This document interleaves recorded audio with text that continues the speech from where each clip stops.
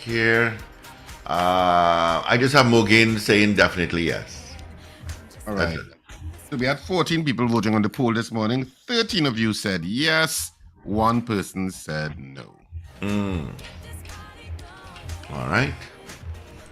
All right. Well, let's bring our guest in this morning.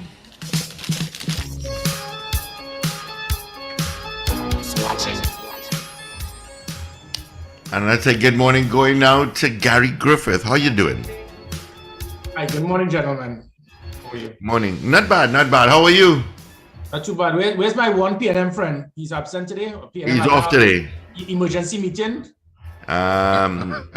He's trying to take over Port of Spain, trying to be the mayor. Yes, you in the throes of getting into the political arena has the PNM in a state of confusion and mayhem, Gary. Ketchup is going down fast. Good morning, Honorable Senator. How are you, sir?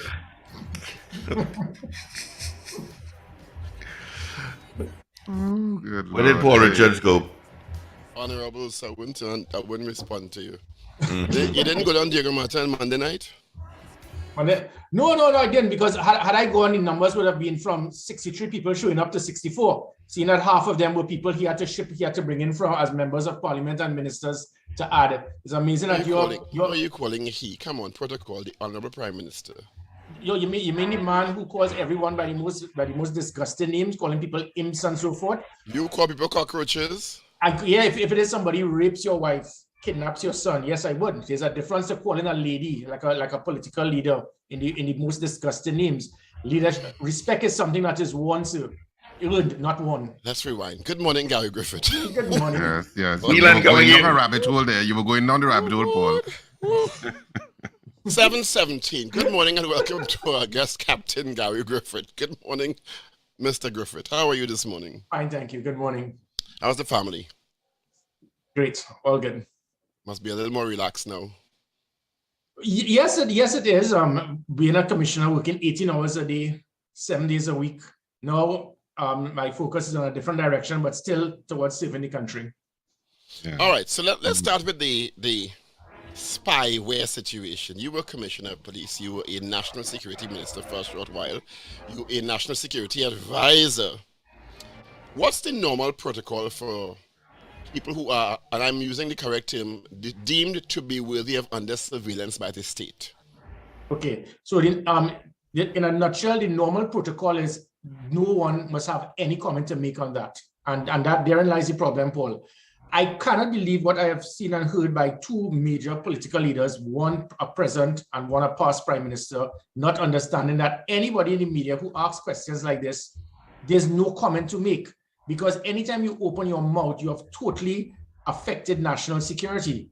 The opposition leader, and again, because of the zeal to want to play a catcher, what she has done is one of the biggest breaches of national security we can see. By you explaining and revealing what the state may or may not have, and then trying to tip off people to give them advice as to how it is you cannot be intercepted. Just say what she's saying is true. What you have done is basically tipped off criminal elements to prevent them now from prevent the state from monitoring terrorists, monitoring major criminal elements. You don't do it.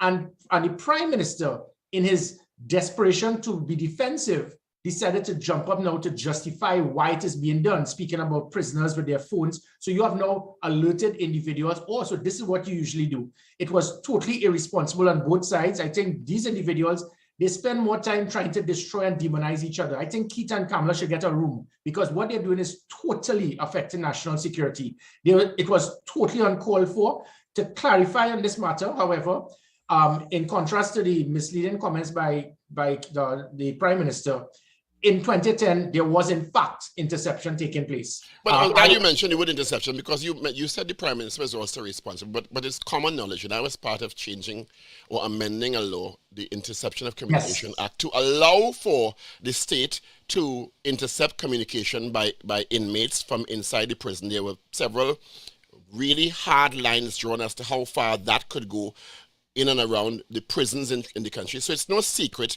that the state, any state, most states, will have the option to intercept the communication of persons deemed worthy of being surveilled. Correct. And the problem will always lie would the state, if you're an enemy of the state, would the state abuse the process? What is an enemy of the state? Why? Because that's a really broad term. Enemy of the state being anyone who can affect national security, not somebody who's your political opponent. So in other words, terrorists, criminal elements, persons involved in massive white-collar crime that can destabilize the economy. That is what you would deem an enemy of the state.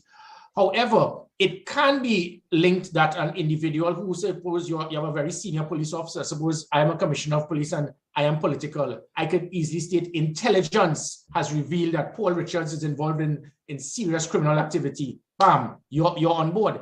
Because there's a difference with monitoring and recording, because you'll be aware, Paul, that under IOCA, the IOCA gives the authorization for the Chief of Defense Staff, Commissioner of Police, or the Director of the SSA alone to sign a warrant that whatever you said, we can extract it and it can be used in court. Now, this is different to monitoring. So unlike what Dr. Rowley stated, in 2010, when I became National Security Advisor, that triggers on that machine, it stays, the numbers stay. And we found out the names of the persons who were actually being intercepted or monitored, I should say.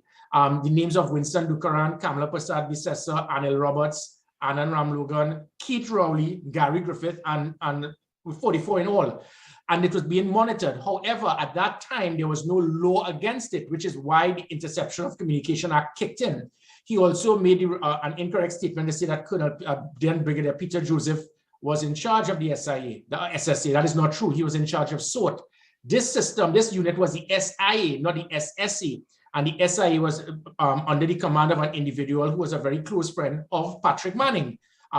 Fast forward now, a few years later, this is what Kamala Prasad Visesa is accusing Dr. Rowley of.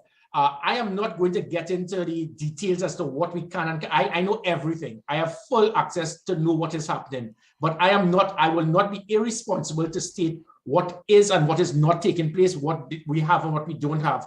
The one concern I have is when a very senior government minister continued to harass me to appoint a junior officer in a post that he should not be in, because a post like that, with that responsibility, is usually a senior superintendent and above. In fact, then DCP Jacob, who's in charge of intelligence and investigations, he confirmed that and he transferred the individual, much to the concern of that sleeping minister. And that is where it is I will have a concern, when it is you have political interference, because that person who holds that post can very well be the person that could connect the trigger to decide who could be monitored and not. You know, as you brought that up, who could be monitored and not? Part of my concern, and I'm not intimately familiar with the Interception of Communications Act, but I'm assuming that there are checks and balances in the system as to whom can be monitored and for what reason you're monitoring them. It just can't be carte blanche, because if it's just carte blanche, I feel to monitor X today or I feel to monitor Y today, it can't help but become a political tool, because politicians are going to be in charge. Yeah, and you're spot on, Richard, and that is exactly what happens, because as I said, under IOCA, you can, if it is that we realize that there's enough evidence that we can go after you, that is where the warrant kicks in, and the warrant now will give authorization to record and extract the conversation that can be used in court against you. So in other words, you lose that privilege to say that is my private conversation. But monitoring is something that can easily be triggered based on intelligence, and intelligence can come from it could be easily any political figure who is in law enforcement based on a directive given by a politician to say, I want you to state that Richard Ragoobarsingh is involved in terrorism. And that is an intelligence report, which goes in line with the same thing that Keith Rowley did to justify in a very foolish manner the scrapping of the merit list, where he claimed he got information, and the information was from someone with no law enforcement authority and who did not have any capability to do so. And he used that. It was like the email gate reloaded. So this is the same thing that happens now, where if it is that you have a puppet who's a police officer or a member of the SSA or whatever, that person can easily just say that based on instructions from a politician, he can easily say it's based on intelligence. And therein lies the problem. It is very easy. Now, with all of this, what I do say is this has caused a disturbing factor within the SSA, within the police service. This is not what should be taking place, with senior politicians making public statements that because this is doing nothing other than helping. You just mentioned somebody who was suggested as a person to head a particular unit. Give us more. What is the information? Because you kind of glipped over it, and I do understand okay, sure. All the right. context So, of it. Is it something that recently happened? No, the now there's the SSA, that is the prime unit that and body involved in intelligence gathering and dealing with interception. They will have the equipment. The police will also have some degree of equipment. So the police will have a special investigative intelligence unit, and they now will work hand in hand with the SSA. This was part of the things that were discussed under the Commission of Inquiry into the attempted coup, where Special Branch, the Defense Force, the SIA, everyone had pieces of information in 1990 and there was no collaboration. So that is where the TTPS must have an intelligence unit that will work hand in hand with the SSA, pump information into the SSA, similar to the Defense Force, Customs, whatever. And then you will have now proper intelligence, so operations can be intelligence driven. So the police service will have our intelligence unit, and that intelligence unit must be headed by someone with enough experience that you can see that this person is capable and has the professionalism and maturity to hold such a prestigious and sensitive unit. It cannot be a police constable. So DCP Jacob immediately had this individual transferred back to Special Branch because he saw it being not a conflict of interest, but it was improper.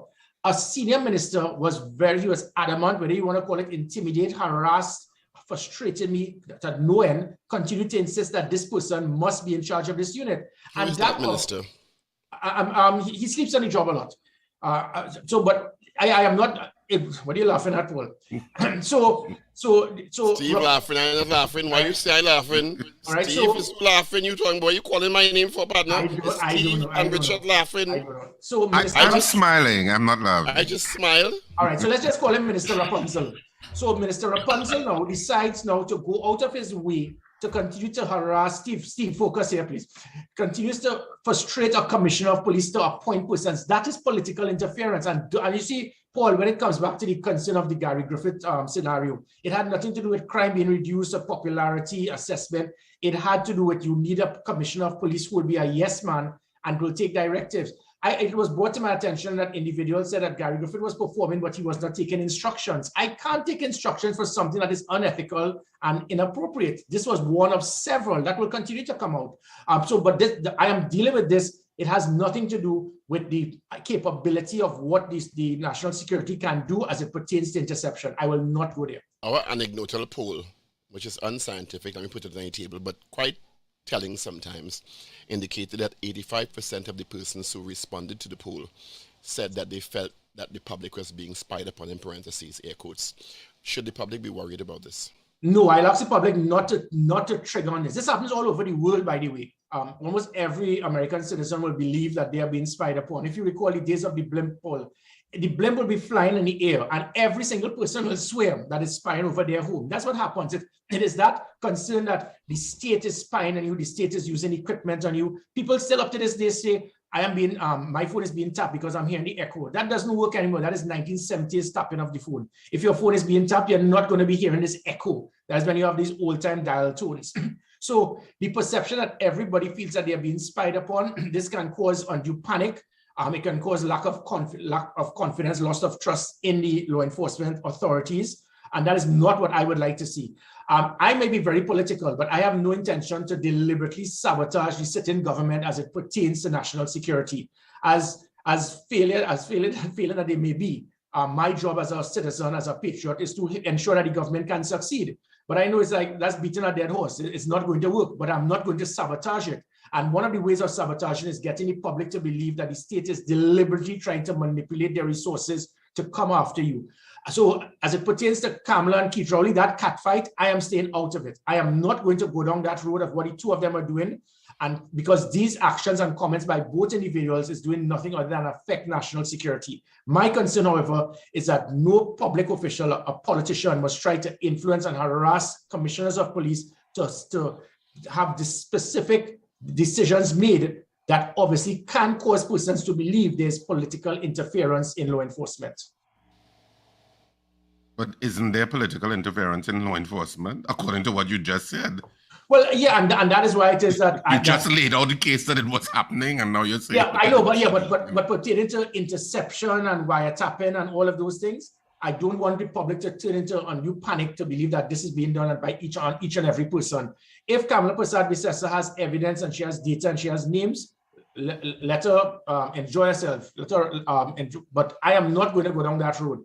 What I can state is that when I was Commissioner of Police, I had no evidence to verify that there was that type of action taking place. Well, but I was there. And because of me being commissioner of police, I would have known and seen if there was that deliberate aspect of tapping into the phones of persons in an unethical manner.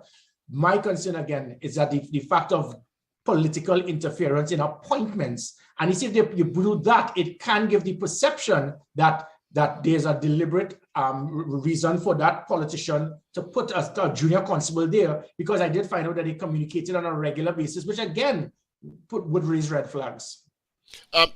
There's a scenario that someone described to me. I don't know if it's true or not, but it kind of comes under the rubric of journalism in Trinidad and Tobago, and there's been the concern since late Mr. Manning was in power, that journalists were being surveilled. And someone mentioned to me that once, and in the context of what Dr. Rowley said, where the criminal element is being surveilled, and rightly so. The state has a right to do that to protect the citizenry. Is it true or is it accurate that if you call someone, they can surveil you? And in the context of that, if a criminal calls a journalist as a whistleblower to talk about atrocities, perhaps in the prison, etc., that journalist now can become the subject of surveillance? No. If the person is you're being called, the person is calling you, it does no. Again, like for example, there was a law that I was trying to draft, but I was commissioner, so I couldn't draft. But I was explaining that to the AG, where persons on the outside of the prison, which AG? Faris Alwari, yeah, the then AG, where the British did it when I met with them. So if you're on the outside and you're involved in communicating with those on the inside, you now could be culpable. We did not have that law, so it was only dealing with the prisoners. But if it is your aiding and abetting in that type of communication, you can now be, action can be taken on you. That we were trying to see if we can have that drafted. And that was all part of the amendment in the IOCA. But in this situation, if it is that you are somebody who is a member of the media and you are doing communicating, if based on the communication, that could very well be monitored. If we see, however, and it happens even with attorneys, because we had, they are criminal lawyers and they are lawyer criminals. So in this case, sometimes you will have the individuals where they will be taking messages and passing on information. So they're not operating as an attorney for the prisoner, but they will be acting as a messenger so that the prisoner will now take that information and that will be forwarded to other gang members to commit certain actions. You have now become a conduit towards aiding and abetting in a crime taking place. So that is something totally different. You are saying that there are attorneys in Trinidad and Tobago who are facilitating communication between persons who are incarcerated and gang members outside? Yes, there are several red flagged attorneys, because I said criminal lawyers and lawyer criminals, two different things. So persons may deem themselves as criminal lawyers, but when they stay, and it is their right to communicate with prisoners because they are defending them. But if you're using that information and you become a messenger to forward information to criminals on the outside, in other words, to put hits on individuals or so forth, you have now become, you are now going to be signed under the anti-gang legislation as a gang member, because you are now assisting in aiding and abetting in criminal activity between gang members. So we have that, where there is that concern that, because remember, when it is attorneys meet with prisoners, there's that degree of confidentiality in those meetings, and therein lies a problem where that is a window of opportunity. Now that's to me a criminal act. Is it that because you are recently former commissioner of police? If that is the situation, and the police service, including the then commissioner, knew that, why aren't those attorneys and that evidence and information being acted upon? Yeah, sure, no, definitely. It was being acted upon, but there's a difference with evidence and intelligence. You may have borderline of information, so they may communicate with someone in the prison, and that person now, it will be verbal. But then when they communicate with others, they will say it in such a coded way, it may not be enough to trigger a charge being laid, but it is enough that we know that they were passing messages. So again, there's always a difference with information, intelligence, and evidence. You can't charge someone based on intelligence. You're not supposed to fire someone or remove them as commissioner of police based on information. He probably needs to understand and learn that. And therein lies the problem. So in other words, there was no evidence that was actionable in court in terms of the circumstances. Because you're right that the correspondence between an attorney and a client is privileged. What I wanted to get back to, Gary, is that the issue of how people come under surveillance. And you mentioned that people can make reports and they can say X is involved in whatever, and that's it, and they can be surveilled. And I find that counterintuitive to the constitutional provision of your right to privacy.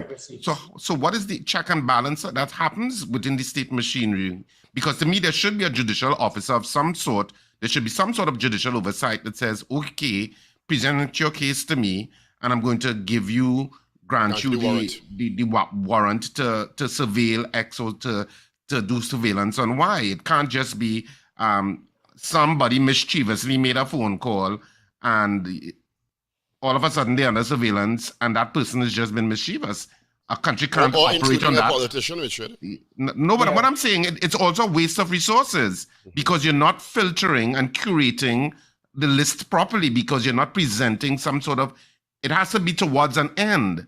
Yeah. So you must be presenting some sort of coherent evidential trail of some sort to convince a judicial officer, okay, we'll grant you the permission. It can't just be happening willy-nilly. What happened to the right to privacy? Richard, you're spot on, you're 100% correct. But I mean, we can even divert to a warrant to get into your home. Any police officer, and this is where it is, we have flaws in the criminal justice system, and it must be dealt with, and it is not being dealt with. If it is that I'm a police officer and I do not like an individual, all I have to do is to say that I have intelligence that this individual has drugs in his home. I will go to a judicial officer, a justice of the peace, who might be 93 years old, wake him up 2 o'clock in the morning, and he will sign. And no, that is what happens. Yep, you're right. That is how warrants go out. So any police officer who wants to victimize someone, you get a justice of the peace just has to sign it, and he says we have evidence to believe that this person has drugs in their home, and the police can raid your home, clean it out, and therein lies the problem. Because so it goes right back now. If it works as simple as that for the average person to have a warrant obtained by a police officer based on hearsay, the same thing happens now when it comes to interception. Because I mean, granted, in fairness to law enforcement, if there's strong the belief of criminal activity, terrorism, you need to intercept those persons. You need to monitor those persons.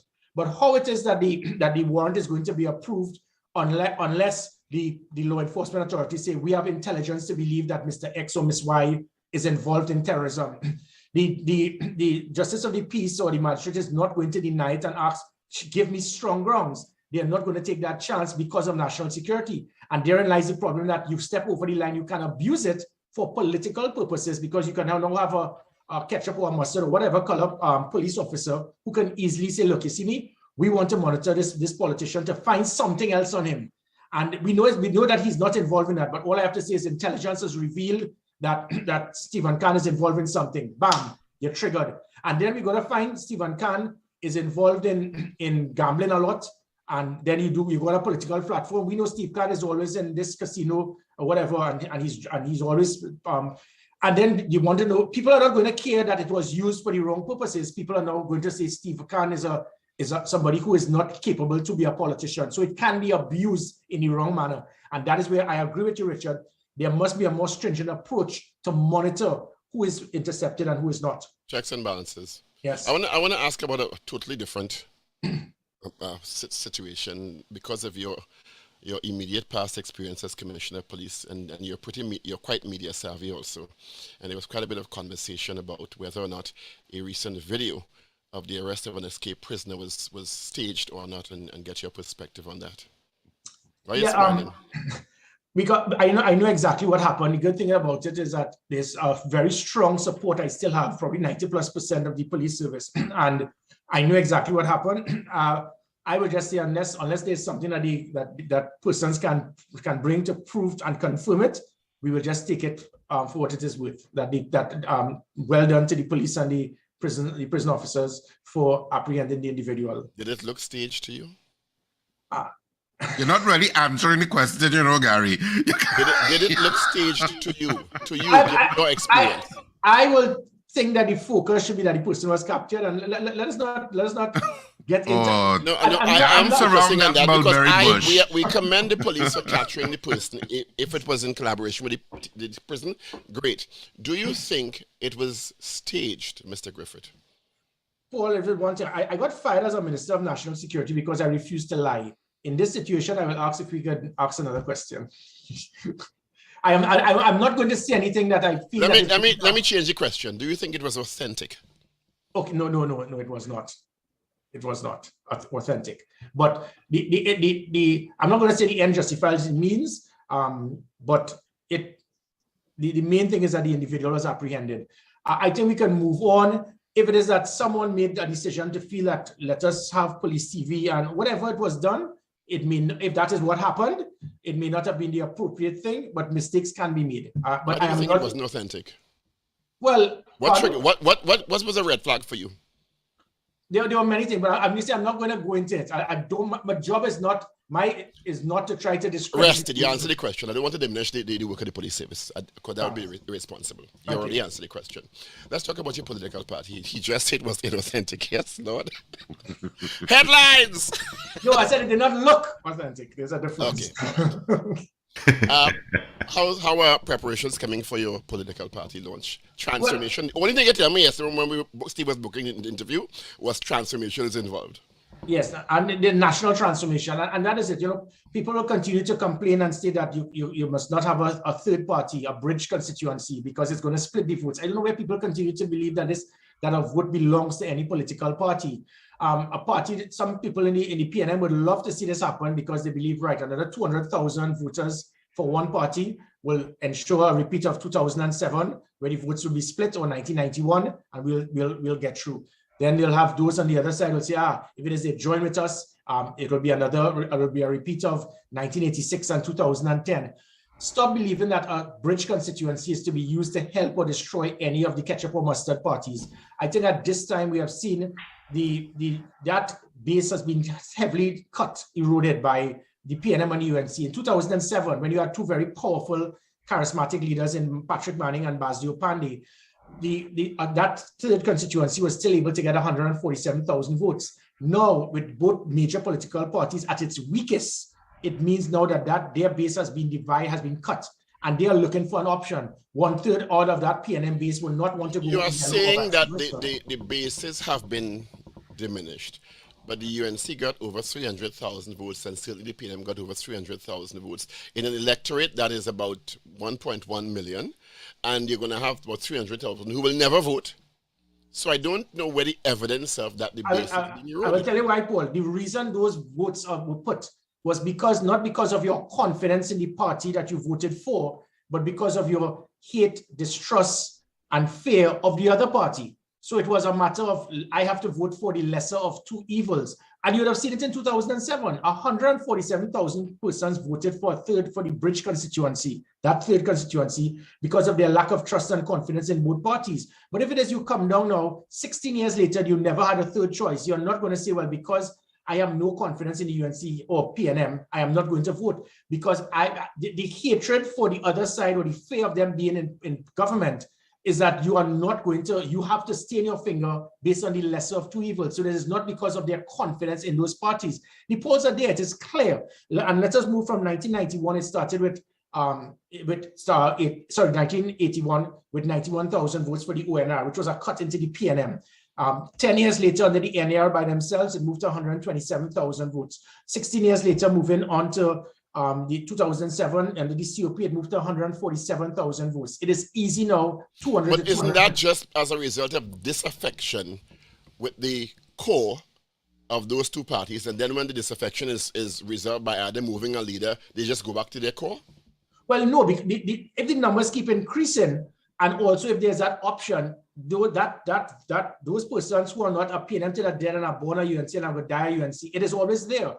And right now, what you're seeing it, I mean, the government right now, it's a pity that Wendell is not here. It is perceived as the worst government this country has seen. But the reason why people would have still tilted the edge to the PNM was because they did not see the UNC as a viable alternative. It is not because of their confidence in the PNM. I mean, the PNM, not blowing my trumpet, but the PNM's biggest success is putting Gary Griffith as their poster boy in their manifesto. So for 5 years, what they did is, look, we appointed Gary Griffith, Ray, so let's slip us over the edge to get 22. That can't be good enough. You spent 5 years in government, and I mean, even going back now to the prime minister, you have a prime minister who is becoming, I'm sorry to say. So are you saying that Gary Griffith is the factor that tipped the PNM back into power? That's what he just said. That's what you just said? I just said it. Gary Griffith was the poster boy. Crime was the number one concern in 2018. It moved to number 4 behind the economy, health, and education.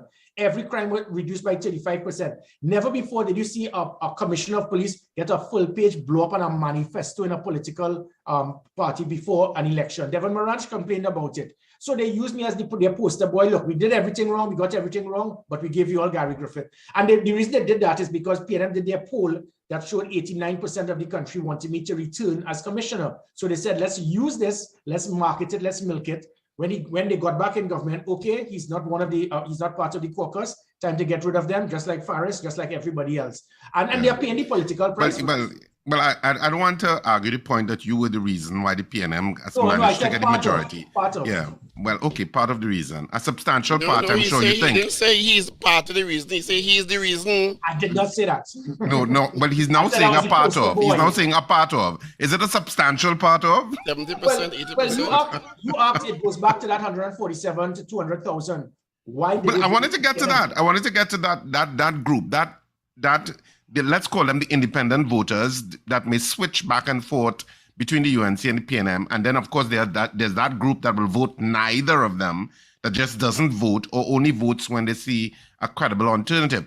But those voters, and let's call them roughly, I don't know, close to 200,000 people at this point.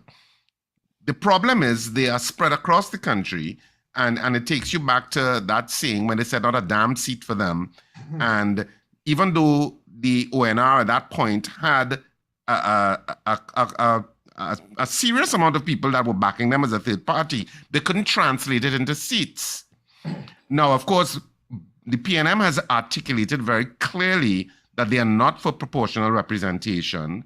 I'm not so sure what the UNC's position is on the issue, because when they had, I think, a constitutional majority, they could have switched the system to a proportional representation system, which is where I think third parties will really be important. Yeah, because they will be a force to reckon with, as opposed to first past the post. Yeah, opposed to the system we currently have. It means it's a higher bar to cross. Because not only do you have these people, these 200,000 people, but they have to be collective enough in certain areas to win seats. Agreed, Richard. But then this,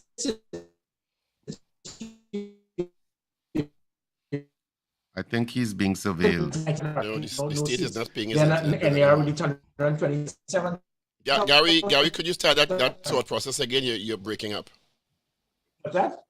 Some sort of interception is happening on your side. Yeah. I think you may be spied upon. I think the state is not paying your internet bill anymore because your internet's yeah, okay. All right. So Richard, so quickly let me add. This is how close it is. Because in 2007, the Congress of the People acquired 147,000 votes. The UNC got 190,000. It was just about 40,000 more. And they were able to get 15 seats to 0. So the pendulum is just this is a shift. In fact, when the polls were conducted 2 months before the election, we were ahead of the UNC.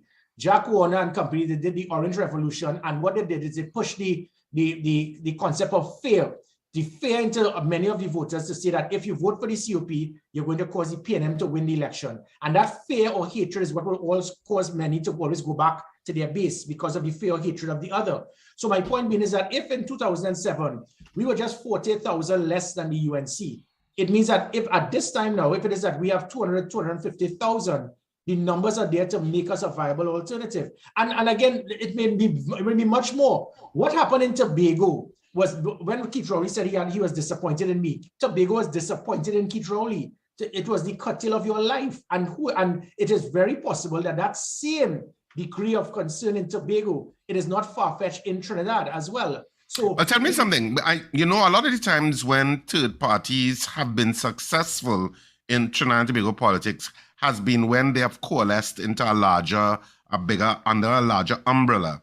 Is it that whatever party that you're involved in is willing to coalesce with other parties like the PDP, etc., or are you going to be a standalone party?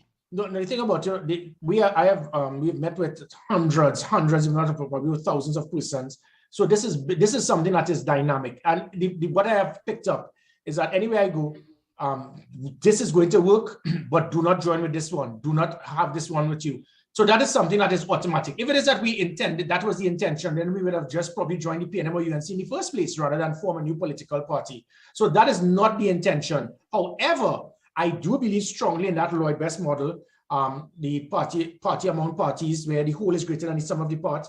And if it is that you have, my concept is that the type of dictatorship where you have one prime minister, one individual who has full say. We have other political parties that may be very small parties that we should all, I think, come under one umbrella, similar to a People's Partnership without any of the two major parties. You have the MSJ, the COP, the PDP, many political parties where they are good, hardworking people ready to make change. What we have with this party, however, is that what we intend to do and would be doing is getting the best minds available throughout the country to come back home. Those who have been reluctant to come forward politically, now is your time to do so. Getting the best minds to deal with each major concern that this country has to deal with transforming this country. And that's what we're looking at. We're looking for a national transformation alliance of bodies and minds. To make the name there, the National Transformation Alliance. It came out. That's the name of the party. Why are you putting words in my mouth? Transformation Alliance, the NTP.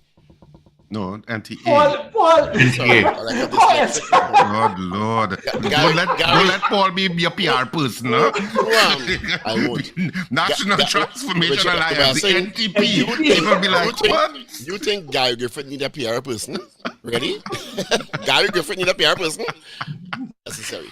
But interestingly enough, your candidate for me. Who is your candidate? Who would be an ideal candidate for this National Transformation Alliance? I've received many persons on either side of the political fence. I spoke to an individual who has a lot of I have a lot of respect for, but because of his past, he said that what is the biggest issue with a bridge constituency is ego. Persons who always feel that everybody wants to be king. I do not want to be king. All I want to do is to humbly serve this country and to try to assemble the best minds together to make this the best country. If there's a strong belief of a Gary mania, I will use myself as a conduit to bring it together.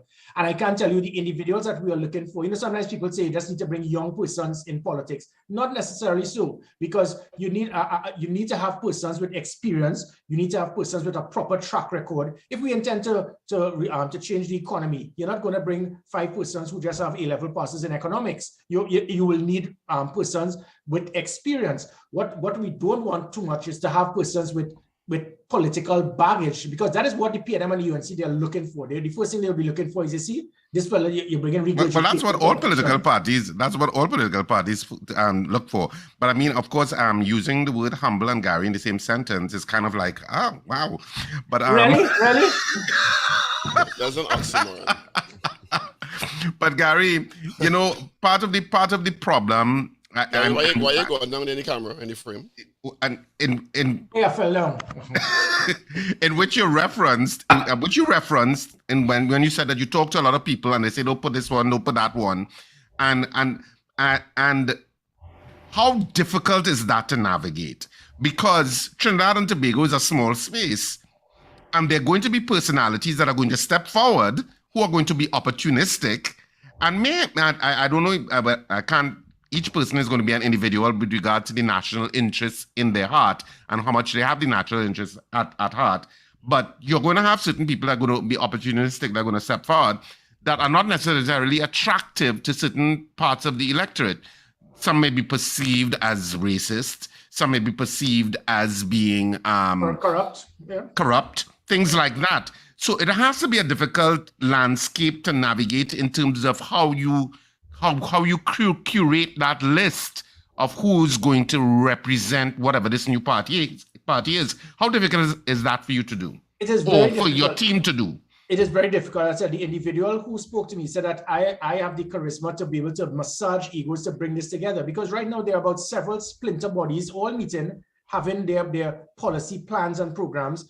My job is to assemble these forces of bringing all the best minds together. Now, and I'll give it a quick example. When I was in cabinet, the Prime Minister said, let's have a retreat. And the retreat will start on Wednesday in Tobago and finish on Sunday. And everybody slammed the table in agreement. And then she said, oh, no, wait a minute. I have to be in Trinidad because whatever. So we'll go Friday instead and come back Sunday. Everybody slammed the table in agreement. I said, Prime Minister, this is the last retreat before an election. We need as much time. She said, good point, Gary. Let's go back on Wednesday. And everybody slammed the table. That is how the PNM and UNC operate. The Prime Minister will say anything and everybody will agree, which is why half of his cabinet will speak to me and in disgust, but they cannot say anything. I cannot have a government running like that. One of the main things we intend to do is to diminish the powers of a government. That has been the problem in this country. Which half of the cabinet is speaking to you? The better half. you know when you say diminish the power of the government, parties when they get into power have a problem devolving power. They are all talkative about it, and the manifesto says, oh, we are here to serve you XYZ and this is what we will do. But when they actually get the reins of power, power is an intoxicating sort of thing. So it is Animal Farm, Richard, and that is what happened. I mean, even with the government I was in, we spoke about the right to recall, 2-term. As soon as you got in and you enjoyed the dictatorship, hold on to power at all cost. Let me ask a controversial question. You enjoy that dictatorship, and that is the problem, because the Constitution was drafted in 1976 to ensure dictatorship using democracy. That I am in government, I will handpick the Speaker of the House, President of the Senate. That makes Parliament absolutely. That has nothing to do with democracy in that Parliament, because the Speaker and the President will always say what this is towards, because he wants to keep his job. The President is selected, that she will now be told by a politician, do not hand the merit list to Parliament and you keep it right there because I put you there. She will then, you appoint a Commissioner of Police, a Chief of Defense Staff, all members of a state board. I mean, we would intend to have a government that will ensure that at least 20% of the opposition would be in state boards. That could probably diminish billions in corruption. It is astronomical, the amount of corruption and waste of funds that go in state boards, because it is run by individuals who really and truly can't even run, nothing against a gyro place, they can't run a gyro stall. But because they have a political... Can I ask a controversial question? We run out of time. Sure. Why was the Attorney General removed? The same reason that I was removed. It has nothing to do with performance. It has to do with that there's a certain caucus in the PNM, and they're saying to the Prime Minister, it is our time now. Those individuals have played their part. We are back in government. We need full control. And the Prime Minister, unfortunately, has lost control of his cabinet. He has to work towards what the caucus has directed him to do. And you're seeing it. He has thrown in the towel. If you listen to his political meeting, he has admitted he's actually trying to speak about this new political party joining with others, and the country is going to pay the price. So they are now preparing themselves for defeat. It is not if, it is when. And again, as it goes back to myself, it is the same reason where the Attorney General was removed. He was used conveniently, and he has now been sidelined. And that is the unfortunate thing. The PNM now have gone back into the stating it's our time now. And they have been, how do I put this? A lot of under-table talk, which I have no way to confirm, that possibly his association with you was part of the reason. Have you heard that? Yes, I have. And it says a lot, because this was the same Attorney General that would have probably recommended to the Prime Minister that I may have been the best option. And it's because of that every crime went down by 35%. It caused public trust and confidence to increase in the police service and even in the government, because they said at least you got one thing right. So you get the PNM back in power and you got the Attorney General removed? Well, look at it, Paul. In part. Go back to 2015, when I was removed as Minister of National Security, when Nigel Henry Pohl said the UNC was ahead up until February 2015. On me being fired, it went out to the PNM, and when they asked why, it was because of you fire Minister of National Security for speaking the truth. In this situation now, you remove a Commissioner of Police because he refused to adhere to politicians trying to direct the police service. So it may not be the second. It may be the second government that is going to be removed from office because Gary Griffith decided to stand for what he believes in. Well, that's a dramatic point in which to end the conversation. Yeah, but before you go, Gary, let me ask you. I'm a dramatic guy. you think with Watson Duke, the PDB coming in to contest the local elections coming up this year, they'll make inroads? Definitely. People are trying to believe that the PDP is a Tobago party. But right now, I mean, if Power 102 puts up a political party, they're going to be a challenge to the PNM. People just want change. They want positive change. They want radical change, but they do not want exchange. And that is why I've heard that so many times for so many election cycles. To be very honest, Gary, I've been in media for over 30 years, and I've heard people fed up at the same parties. They don't want exchange. They want change. They want a different voice. They fed up at the same old hacks being recycled, and then just go right back. Well, the one difference, let me add quickly, the one difference is that the country has seen that the person you are speaking to right now, I stand firm on what is right and wrong. I don't need a job. I walked out of my job on 2 occasions. I challenged 2 prime ministers based on what is right. You're not going to tell me to lie to protect anyone and fire me. You're not going to have... Cue up the song. Pardon? Hey, Parker Jr., cue up the song. Oh, yeah. Yeah, so I could give the assurance to the country that Gary Griffith is different. I am not going to deceive the country. I will do what is right. And this is why I'm telling the country, believe. This time, we are going to get it right. Keith Rowley has Oh, that's your tagline. Are you all going to be using the word believe? Yeah, that's the word. That's the word. That's the word. You're letting something slip, Gary. Alliance. Believe. That's a Barack Obama. Believe. Believe. We are going to good get word, it right. good Steve, word. start the song. It's a good word. Here it comes. But Gary, is there an expected timeline when this party is expected to launch? And I could give the assurance to the public. We're not going to make Trinidad and Tobago great again. We're going to make Trinidad and Tobago safe again.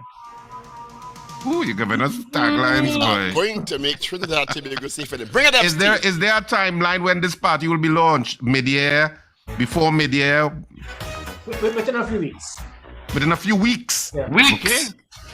All right. Good to know. Something strange in your neighborhood. Who you gonna call? Gary Griffith.